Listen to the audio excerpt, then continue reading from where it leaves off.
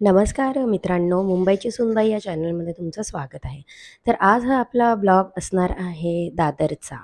दादर प्लाझाला आम्ही उतरलो आणि तिथून चालत, चालत, चालत बाय वॉक आम्ही फिरतच होतो. म्हणजे खूप दिवसांनी दादरला गेलो. पाहत होतो कुठे काय, कुठे काय, कुठे काय लहान मुलांचे कपडे, एक्सेसरीज, मोठ्या मुलींचे टॉप्स वगैरे भरपूर काही असं होतं. पण खरं म्हटलं, पर्सनल म्हटलं तर मला तिथे अजिबात काही कलेक्शन कशाचंही आवडलेलं नाही आहे.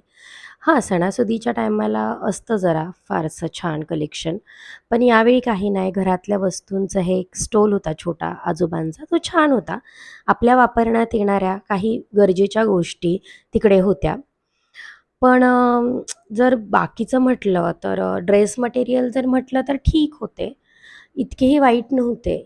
पण ॲक्चुअल ह्या ठिकाणी ड्रेस मटेरियल छानच भेटतात.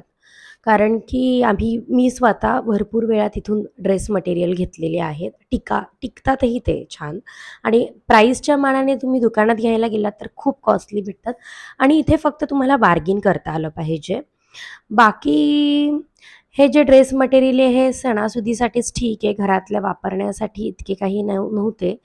जरा आणि हां, गिफ्टिंग पर्पजसाठीही खूप छान आहेत हे ड्रेस पीस. बाकीचं मला काही कलेक्शन आवडलं नाही. पहिल्यांदा मी म्हणजे गेली विदाऊट एनी सीझन, म्हणजे काही सणसूद नाही किंवा कुठलं आता जास्त काही हे नाही आहे, परीक्षेचा काळ आहे.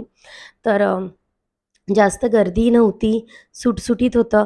भाजी मार्केटमध्ये मात्र खूप छान, म्हणजे हे ॲक्चुअल भाजी मार्केट नाही आहे दादरचं, पण हे इथे भाजीचं होतं.